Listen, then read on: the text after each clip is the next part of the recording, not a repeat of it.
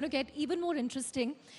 Because as Anand says, it's very energizing to be in the company of entrepreneurs and entrepreneurs who really want to make a difference. Because we are talking made in India today, and made in India, not the old manufacturing that you and I know about, but a made in India that reflects the aspirations of a young and ambitious India.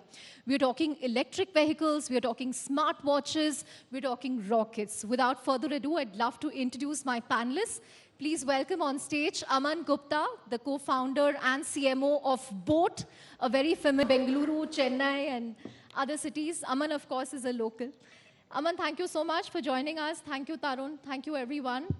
As I said, this is made in India, which is very exciting because we are talking about products that we couldn't have envisioned even a decade ago. Because today, when you see people wearing headphones, they're wearing a Boat or they're wearing some other Indian brand. It's not just about Sony or JBL anymore.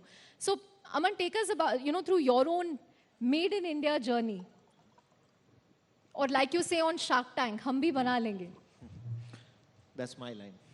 I was supposed to use it today. Say it for us. So, I would say that, a few years back, when we started 5 years back, there were no Indian brands as such in our space. And Indian brands were not, they were looked down upon, I would say. We were all, I would say, we felt great using Firangi brands. They were Japanese, they were Germans, there were American brands here. But people never thought that in our industry, Indian brands can still do something. And unfortunately, in the telecom side, Indian brands could not, do much when the Chinese came in. So people like us, brands like us, we were also looked down upon even before we started. I always say our death story was written before we were born. Brands can't do shit, right? And it was tough. We believed in ourselves. We believed in the changing Indian consumer, and we made a brand which was born in India, right? A few years back, we all know how COVID made us all realize that we cannot be dependent on a few countries for our products. And we all, not only us in electronics, all of us started, made in India started becoming a very flagship scheme of the government. And we all started investing our time, effort, and money in making in India. And we are very proud to say that, last quarter we made 1 crore units in India. Wow. So, going back to our line, when people say you can't do it, there is an inner confidence which says, hum bhi bana lenge. In fact, I read somewhere, Aman, that in 2021, only 5% of your products were being made here, but now it's climbed to 40-50%? Yeah, so it was, it was not easy to make in India. It was not feasible, to be frank to you. But, we were working very closely with the government also helping us on a lot of schemes. The PMP scheme is there. The PLI is also expected sometime. So I think there was a constant push and pull. And, with the support of the government, with the policies becoming easier, we also thought we are not a manufacturing company. We never done manufacturing ever. We know tech, we know marketing, but manufacturing was something which we had to learn. And imagine that in India there was no factory which had made audio products, because it was not something which was or a wearable product. It was not made in India. Nobody knew how to do it. So we took baby steps. And I remember one day, there was one of these interviews where people asked Prime Minister Modi that why aren't we doing things fast or something. And he said, India is not like a flight which just goes like this and this. India is like a train. It takes time. Right? So I would say for us also, like Rome was not built in a day. India will not make in a day. It will take its time. And we are on the path of doing that. Great. Tarun, your journey as a maker of electric vehicle, an electric scooter, since the time you started, which was what, 2014, 2015, There are now over 1 lakh Ather scooters on the road in India. But it took you a long time to get there. I think you took 6-7 years just to get the design right, to get the product right, because you wanted to make a product that ultimately looked good. Like Aman said, people would kind of hesitate from using Indian brands, but you made it aspirational. So if you see our trajectory, it's, by the way, we're in our 10th year now, so just approaching the first decade. First 5 years of engineering and product development. That phase was important because before you get to actually make in India, you need designed in India. Or rather, for us, that was the only option. We couldn't get a design out of somewhere else because electric two-wheelers are a very fascinating place where globally there is no country with an evolved enough ecosystem of good electric scooters or motorbikes. Like none. China has a lot of them. They are all crap. Like they're all really crap by our standards. Indian standards, none of those vehicles make any sense. So we were a very interesting place where if you want to build electric two-wheelers, you literally have no place to borrow from. So we had to build the platforms from scratch. We had to do all the engineering from scratch.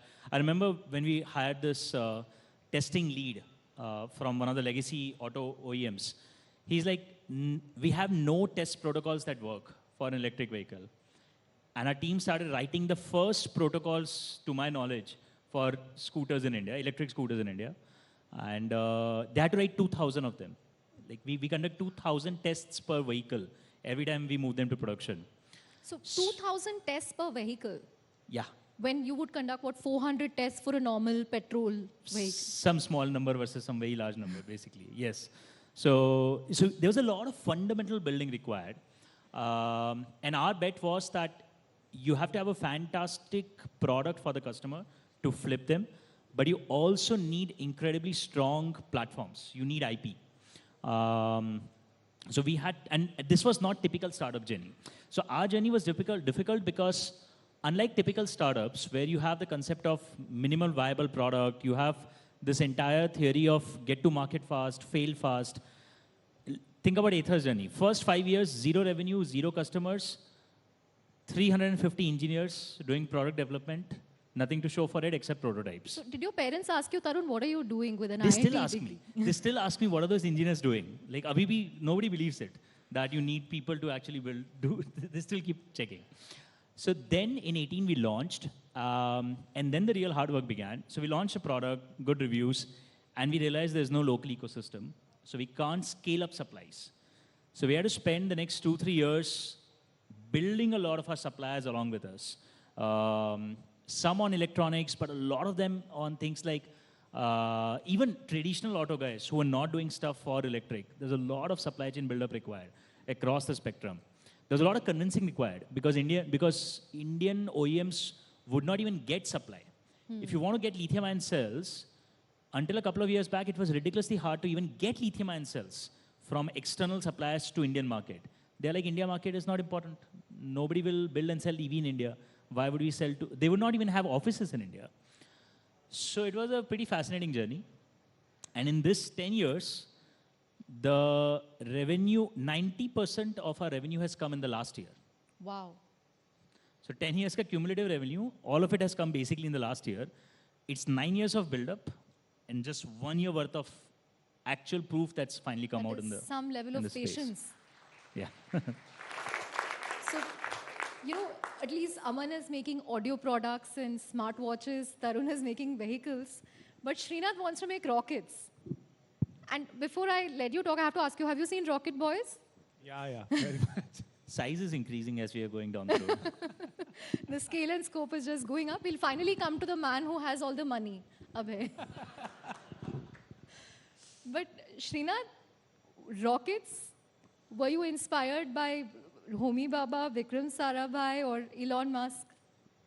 All of them, but actually my first inspiration comes from, I think we didn't have cable TV at home when I was growing up for a very long time.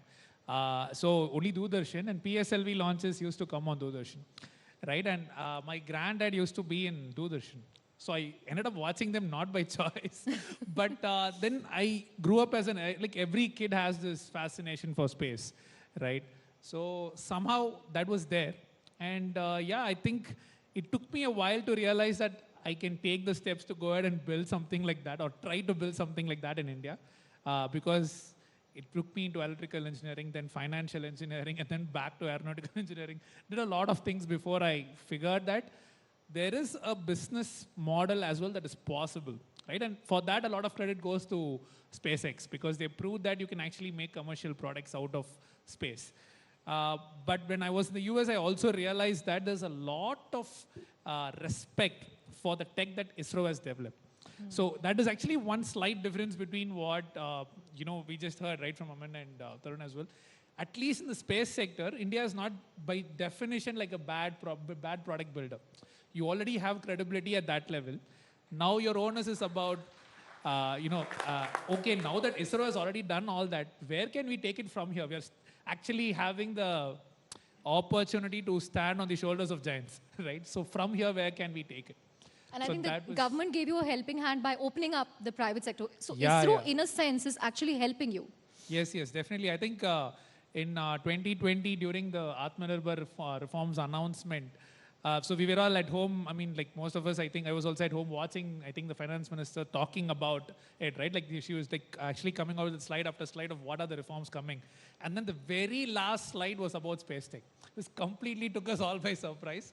And I think that actually translated to reality last year in June when the Prime Minister himself came down to inaugurate in space in Ahmedabad, right? And it is with their help that we have done our engine testing at ISRO. We have opened our launch pad within Sriharikota. So all of those things, at least for space tech, you do need that government support directly. And I think the government has opened it up in a big way. So when can we expect a 3D printed rocket from Agnikul Cosmos launch into space? Yeah, I think hopefully in the next 30 to 45 days. We actually wanted to do a launch by end of last year. Thank you. But it's a very new launch in the sense, new launch pad, new engine, new vehicle, and a whole bunch of new avionics. So like what Tarun said, a lot of design in India going inside that. So we want to take our time to get it right. Hopefully in the next 30 to 45 days, I'm sure we'll all be cheering him on to see the first 3D printed rocket go up there. But Mr. Tyagi, all of these innovations depend on one raw material, which is your chip, semiconductor chip. And there, unfortunately, despite a PLI scheme being launched many months ago, India hasn't been able to make headway. We still don't have a big investor coming on ground. Of course, there are proposals, agreements, etc. Why do you think we are falling behind when it comes to building fab plants or, semiconductor chip facilities? Why is there this inertia? Chandra, before coming there, just wanted to put some context and perspective to electronics and semiconductor in India. So if you look at last year's import data for India, oil being number one item historically has been number one. Gold has been historically number two import item for India. But last year, electronics import overtook gold imports in India last year. So that brings us to the point that how Atmanirbharta in this field is important. Now, semiconductors, you just heard the story of, ether engineering for 7 years or rocket engineering for longer time. So designing and building semiconductors is also equally hard, if not less or more, because you require large working capital for long period of time. The perfecting a design of a complex chip takes 4 to 5 years. Then fabricating it, then bring it out, software associated with. So what I'm trying to come to is it's a much longer cycle time to design and build a chip successfully. If you look at some of the other countries successfully doing it like US or Taiwan or Japan or Korea, they have been at it for last 40 to 50 years. And we just talking about launching a, incentive scheme to manufacture chip here in just 1 year. So we have to have patience like these entrepreneurs had to build their business. I can assure you, I just recollect the dialogue of Amitabh from Diwar where he says, "Mere paas maa hai." Taking cue from that, हमारे पास माँ मतलब market है. When there is a market, then obviously the investment in the chip and everything will come. We just have to have a little more patience because companies that are building semiconductor chips, they have usually 5-year plans of investment into the fabs, test and assembly, etc.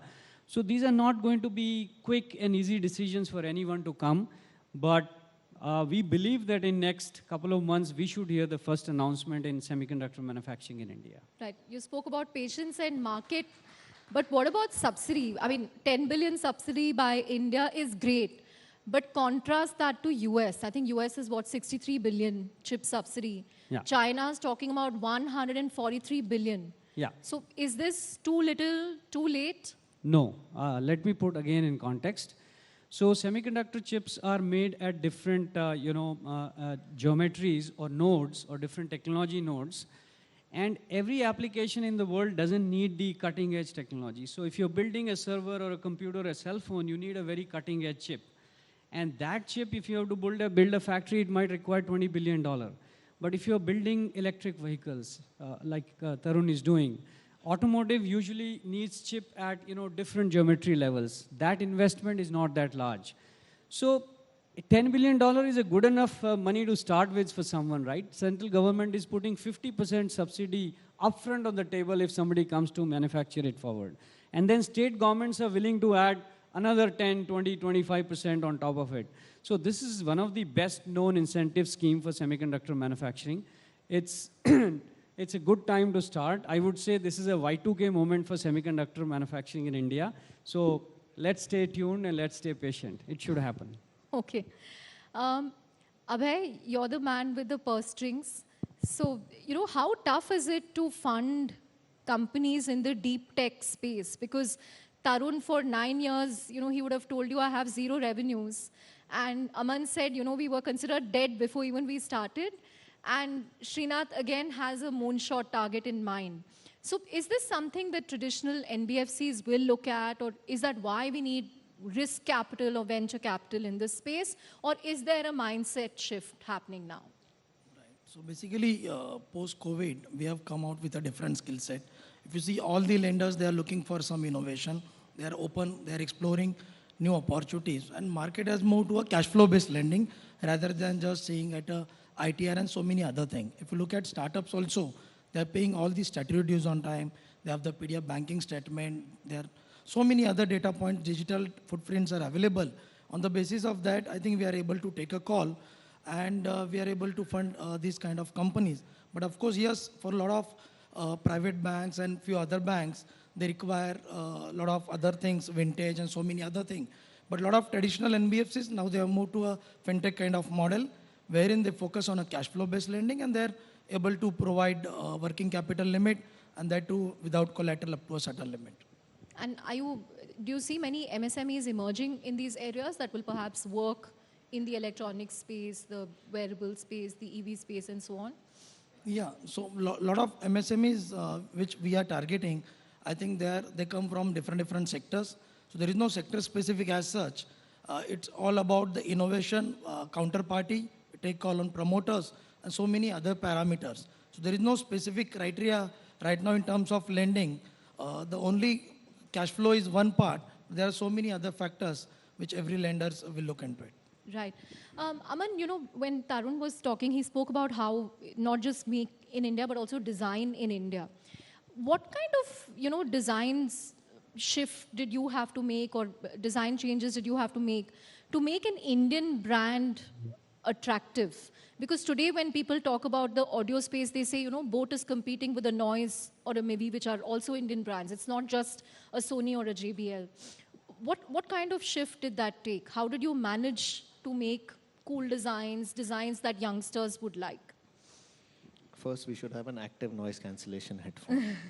So design is very critical, right? So when we started off, our company was incorporated in 2015, but our products were launched somewhere in 2017. It took us 2 years.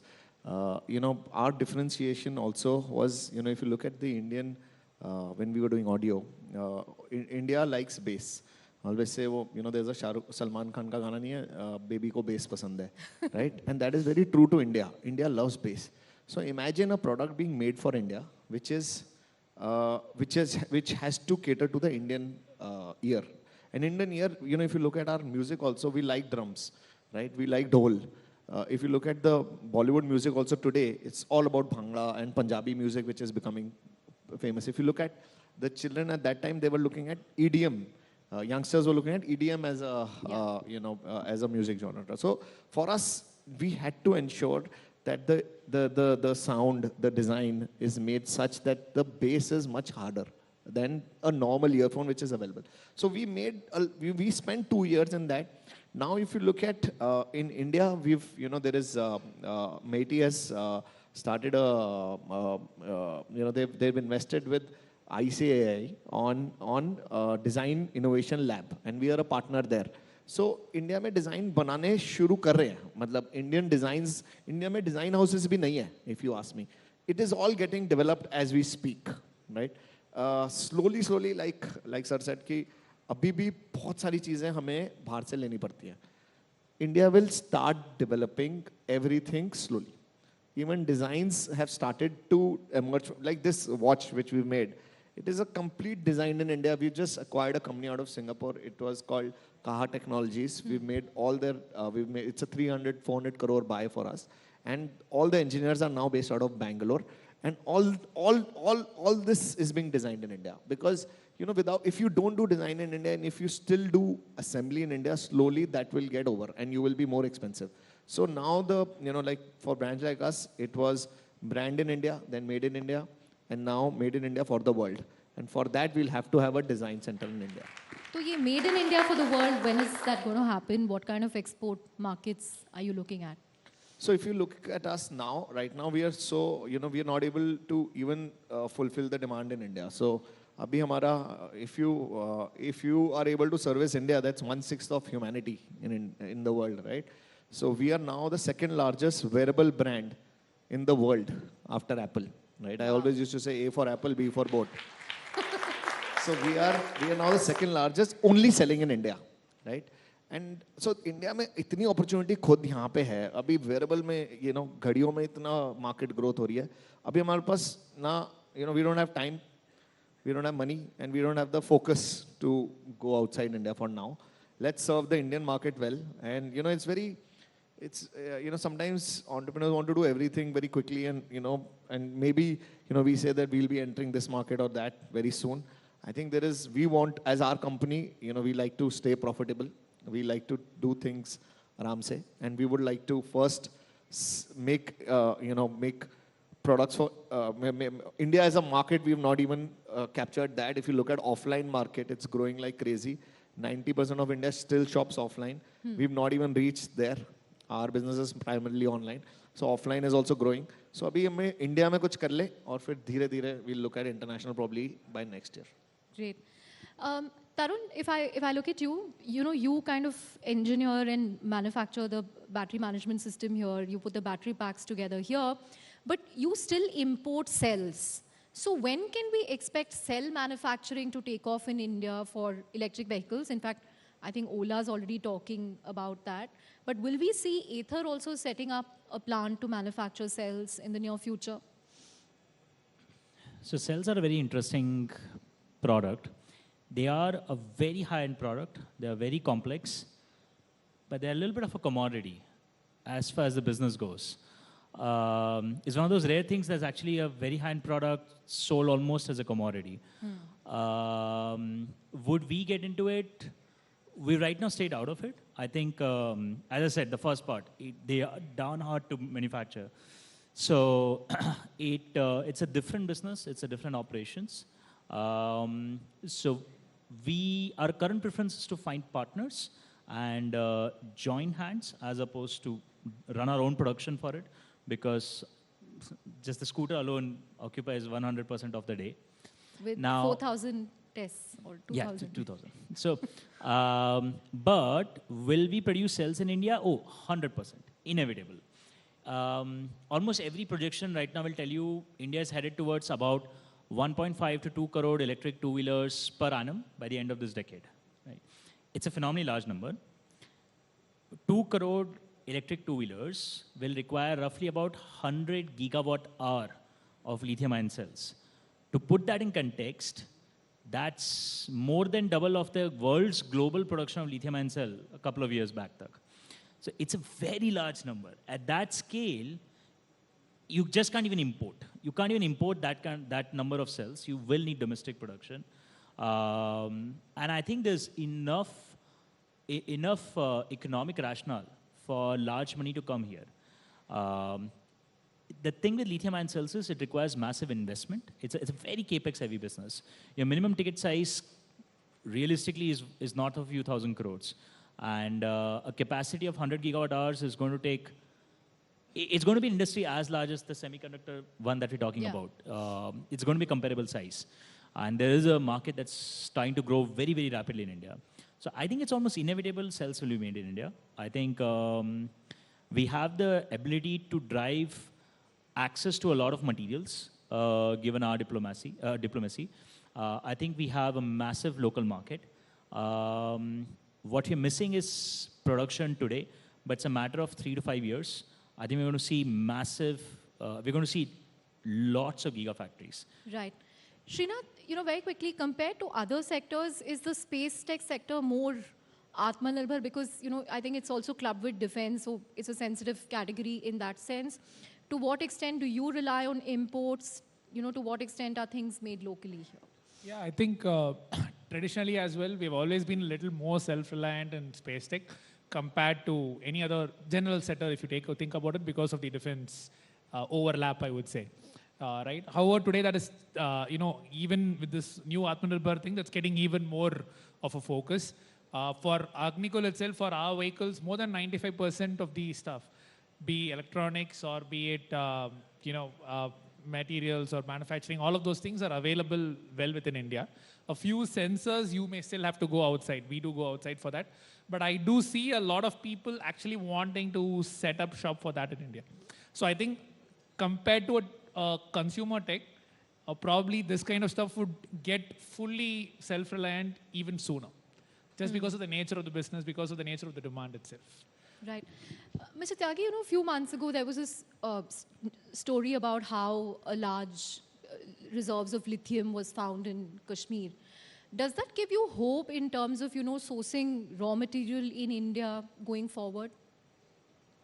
That's more related to battery. I think it's just a find right now. The details of, how efficiently it can be mined and then converted into battery, those details are yet to come out. As far as semiconductor is concerned, there is no challenge of raw material as such. It's only a matter of time and money, what you put in to get the output out. But more than semiconductor, what I feel is that since as a market we consume a lot of electronics, whether it's consumer or automotive or rockets or other things, telecommunication equipment, I think first step for the country is to design and manufacture that electronic equipment in-house, in India, right? Once you design and start buying raw material like semiconductor chips, then automatically the global companies will start paying much more attention to semiconductors for this market, whether it's design, manufacturing, and support of that. But if the end equipment is getting imported from outside, then nobody is going to pay attention to manufacture chips here. So the self-reliance have to first start from designing and manufacturing electronics, and then it comes as a second step to semiconductor. In that context, definitely I think we all have to be very proud of these entrepreneurs which are designing and manufacturing products in the country. So I think really salute to all these entrepreneurs too for doing that. No doubt about that. We have 1.5 minutes to go, so I'm going to quickly ask all of you for one big prediction or trend that you see when it comes to Make in India. Abhay, I'm going to ask you to go first. Your one big prediction. So I think 2023 second half we'll see a lot of consolidation. Market will move towards productivity. Vivek? I'm looking at semiconductor as more than business, but also a strategic geopolitical asset. Correct. If you look back last 1 year's happenings of China threatening Taiwan or US supporting Taiwan, one big reason is 50% of the semiconductor chips are manufactured out of Taiwan. So I think we have to look this as a strategic sector for our country's geopolitical strength going forward. Srinath? I think the message outside of India would also be that even within India, real deep tech can be designed and built, not only in the industry B2B side, but also on the B2C side. Tarun? Manufacturing grows as a percentage of GDP pretty radically over the next 5 years, driven by a lot of high-tech manufacturing. I think jobs will happen, but I think overall value add will grow much faster than just jobs. Yeah. Interesting. Aman, I'm going to let you have the last word. So, you know, they used to say India is a software country and hardware was made somewhere else. And when with Make in India, I think agar humne India mein hardware or software ka combination bana diya, so we are here to rule the world. Hardware plus software is going to make India invincible. Thank you very much. Great thoughts from all of you. Thank you very much. Big round of applause. So make hardware in India. So that's the hard part. And you all talked about monies. I hope you were listening up here. Well, big round of applause. And Chandra, I'm going to request you to please present all of them with a memento here at the News 18 Rising India. Please. Anything under the table, have you? You haven't, right? You've got your things with you? I'm now going to request you to please get up.